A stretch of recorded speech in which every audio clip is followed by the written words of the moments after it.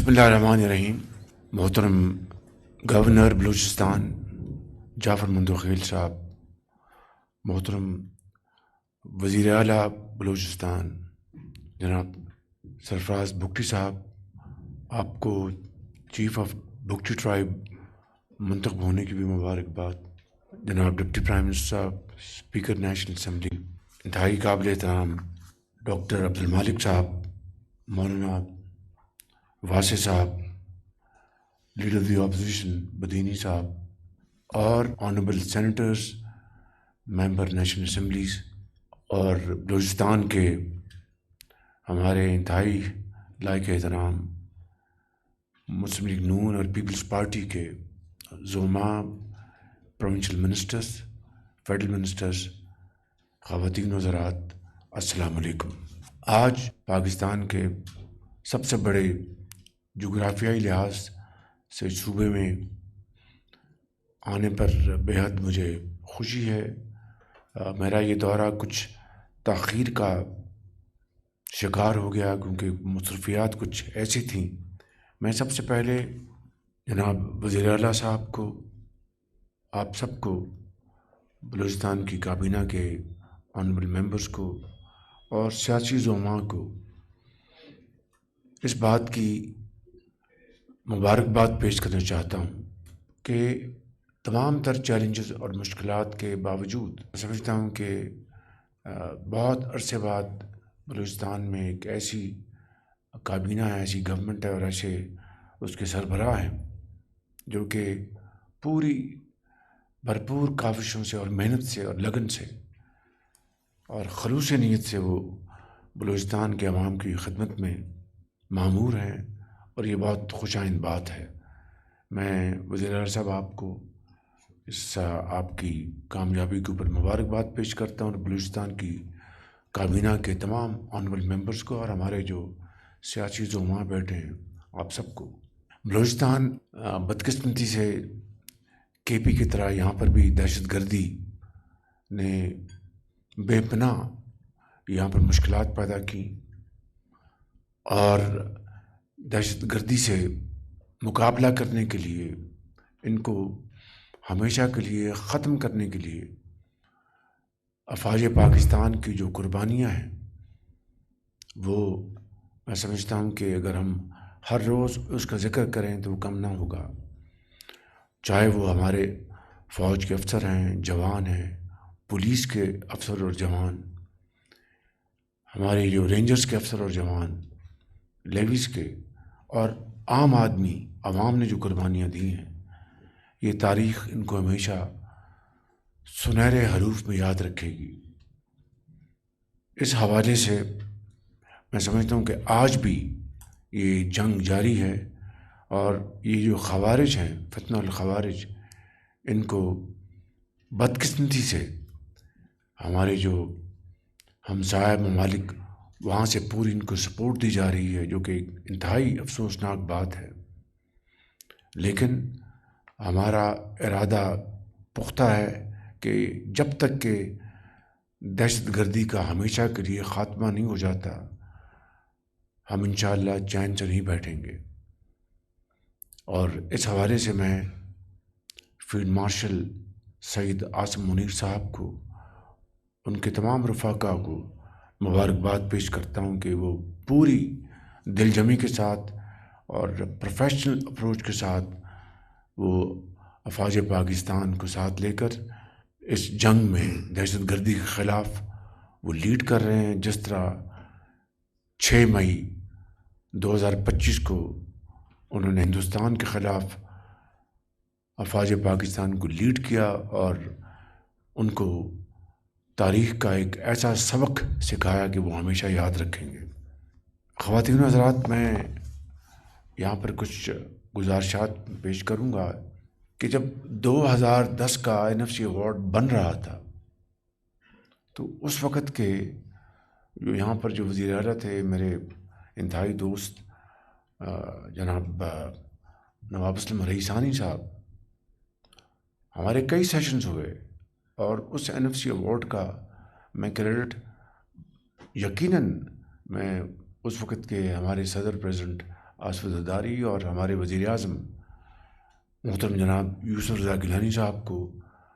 تمام باقی صوبوں کے وزراء اعلیٰ کے ساتھ دوں گا، اس لیے کہ انہوں نے اس میں بہت یعنی فلیکسبلٹی دکھائی۔ مگر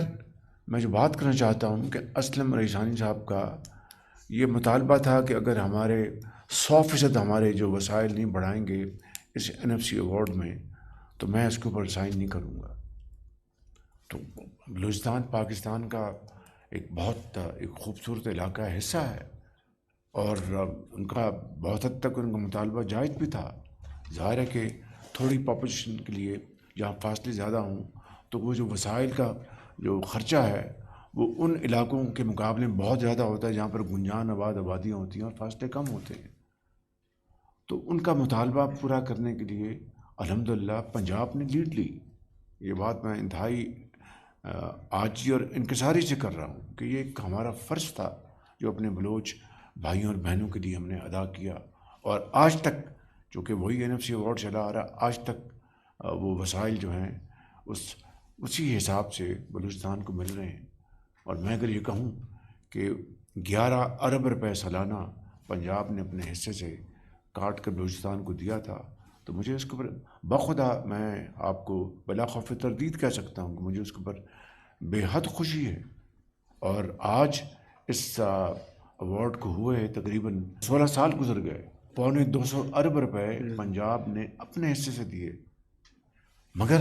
جب بھائیوں کی بات آتی ہے، خاندان کی بات آتی ہے، تو وہاں پر حصہ وصہ نہیں ہوتا، وہاں پر مشاورت کے ساتھ اور بھائی چارے کے ساتھ وہ ملتے ہیں، بیٹھ کے فیصلے کرتے ہیں۔ تو یہ میں سمجھتا ہوں کہ محبت میں، اس ماحول میں، اور باہمی اتفاق وفاق کو مضبوط کرنا ہے، اور صوبوں کے درمیان جو تفاوت یا فاصلے ان کو ختم کرنا ہے۔ اسی طریقے سے اب NFC ایوارڈ کی دوبارہ اب کانسٹیٹیوشن ہوئی ہے، اس کی کمیٹیز میٹنگ کر رہی ہیں۔ آج جو انشاءاللہ ہم جو افتتاح کرنے جا رہے ہیں، سنگ بنیاد رکھنے جا رہے ہیں، یہ کراچی چمن روڈ کا 4 لین جس کو آپ خونی روڈ کہتے ہیں، یہ 300 ارب روپے کا یہ منصوبہ ہے، اور 100% یہ منصوبہ وفاق اس کو لیکن وفاق نہیں پاکستان کے 24 کروڑ عوام، اور وہ کس طرح وہ جو اپنا ہر 2 ہفتے بعد جو تیل کی قیمتیں عالمی منڈیوں میں جو اوپر نیچے جاتی ہیں، اس کے حساب سے وہ اوگرا جو ہے اعلان کرتا ہے، اگر قیمتیں اوپر جا رہی ہیں تو اوپر بڑھا دیتے ہیں، قیمتیں کم جا رہی ہوں، آج کل الحمدللہ قیمتیں کم ہو رہی ہیں تو پورے چاروں صوبوں کے عوام کو اس کا فائدہ پہنچتا ہے، چاہے وہ گھریلو صارفین ہیں جو بھی ہیں۔ ایک دن جب قیمتیں کافی نیچے آئیں تو میں نے فیصلہ کیا کہ اگر ہم یہ پیسہ روک لیں جو کہ چاروں صوبوں کا حق ہے، اور صرف بلوچستان کی اس مسئلے کو حل کرنے کے لیے استعمال کر لیں، تو اس سے بڑی کوئی اور قومی خدمت نہیں ہوگی۔ آفرین ہے کہ پشاور سے لے کے کراچی تک کسی نے آواز نہیں اٹھائی جب میں نے یہ فیصلہ کیا، اور یہ وہ طریقہ ہے کہ جس سے ہم الحمدللہ یہ کراچی سے آپ کے چمن تک بہترین سڑک ہوگی، جہاں پر لوگوں کے جو بچوں کے حادثے ہوتے تھے وہ ختم ہوں گے۔ آپ 18 گھنٹے میں سفر جو آپ کا 6 اور 8 گھنٹے میں مکمل ہو جائے گا۔ یہ پاکستان کے 24 کروڑ عوام نے دیا، خوشی سے دیا۔ اس کو کہتے ہیں، میں سمجھتا ہوں کہ بھائی چارہ، اس کو کہتے ہیں محبت، اس کو کہتے ہیں کہ قومی یکجہتی۔ پاکستان کا وہ صوبہ ہے بلوچستان جہاں پر 5 دانش اسکول جو بنائے جا رہے ہیں، یعنی ایک ہی وقت میں یہ دانش کدہ جب بنیں گے تو وہاں پر جو ایسی جو تعلیم، اور وہ دانش اسکول ان کے لیے ہیں جو غریب ترین گھرانوں سے بچیاں ہیں، جن کے بچے اور بچیاں انتہائی قابل ہیں، چاہے وہ مولانا واسع کے قلعہ سیف اللہ سے ہوں، یا ڈاکٹر صاحب کے علاقوں سے ہوں، یا جو بھی جہاں پر وہ اسکول بننے اور بھی بنیں گے، مگر غریب ترین بچے اور بچیاں جن کے پاس وسائل نہیں، ان کے لیے دانش اسکول ایسی حیثیت رکھتے ہیں کہ جہاں پر وہ اپنا فارغ التحصیل ہو کر پاکستان کے عظیم معمار بنیں گے، اور یہ دہشت گردی کا خاتمہ ہوگا، ان کی سوچ میں بہترین اس میں اضافہ ہوگا۔ تو میں سمجھتا ہوں کہ یہ وہ انیشیٹوز ہیں جس کے لیے ہم سب مل کر رہے ہیں۔ یہ ہمارا فرض ہے کہ ہم صوبوں کے ساتھ مل کر، اور خاص طور پر ایسے صوبوں کے ساتھ جن کے وسائل کے چیلنجز ہیں جن کے فاصلے بہت زیادہ ہیں اور ان کے لیے وسائل ان کو بہت زیادہ چاہیے، تو میں سمجھتا ہوں کہ یہ وہ ایک بھائی چارہ، باہمی رفاقت اور مشاورت کا ایک وہ سفر ہے جس کو ہم سب نے مل کر طے کرنا ہے۔ اگلی بات میں آپ کو یہ بتانا چاہتا ہوں کہ اس میں کوئی دو رائے نہیں کہ میرے بڑے بھائی اور میرے قائد میاں محمد نواز شریف صاحب نے جتنی دلچسپی بلوچستان کی ترقی اور خوشحالی کے لیے انہوں نے لی، میں بلا خوف تردید کہہ سکتا ہوں کہ شاید ہی کسی اور لیڈر نے اتنی لی ہو۔ چاہے آپ کا گوادر پورٹ آپ لے لیں، اور میں بے شمار سڑکوں کا جال بچھایا یہاں پہ، تو یہ ہمارا فرض ہے، کوئی احسان نہیں۔ اور ہم انشاءاللہ اپنا وزیر اعلیٰ صاحب کے ساتھ مل کر، گورنر صاحب بیٹھے ہیں اور آپ سب کے ساتھ مل کر انشاءاللہ اس ترقی اور خوشحالی کے سفر کو آگے لے کے جائیں گے۔ اب میں یہاں پر ایک اور بات کرنا چاہتا ہوں، یہاں پر ذمہ داروں کے لیے جو سولر ٹیوب ویل کا جو منصوبہ تھا، اور یہ منصوبہ مجھے ابھی وزیر اعلیٰ صاحب بتا رہے تھے مکمل ہو گیا، اور مجھے بڑی خوشی ہے کہ بہت اچھے طریقے سے، اور جو اس میں خرابیاں تھیں سب ختم ہو گئیں۔ تو یہ وہ اپنے شراکت داری ہے۔ 2022 میں کتنا سیلاب آیا، میں چپے چپے گیا، جتنی تباہی مچی بلوچستان میں، چاہے وہ قلعہ سیف اللہ ہو یا دوسرے ہمارے علاقے ہوں بلوچستان کے، تو میں ہر جگہ پہنچا اور بے پناہ تباہی ہوئی، بے پناہ۔ اس کے کمپنسیٹ کرنے کے لیے ہماری گورنمنٹ نے ورلڈ بینک سے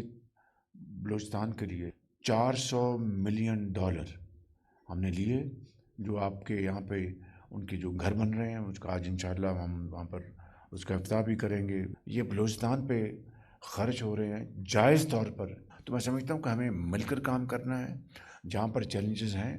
سر جوڑ کر بات کرنی ہے، اس کا حل ڈھونڈنا ہے۔ میں ان الفاظ کے ساتھ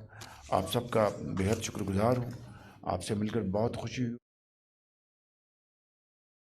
ناظرین، وزیر اعظم محمد شہباز شریف کی کوئٹہ میں سیاسی رہنماؤں سے گفتگو، کہا تمام تر چیلنجز کے باوجود بلوچستان کابینہ عوامی خدمت میں مصروف عمل ہے، کابینہ ارکان اور سیاسی قیادت مبارکباد کے مستحق ہیں، دہشت گردی کے مکمل خاتمے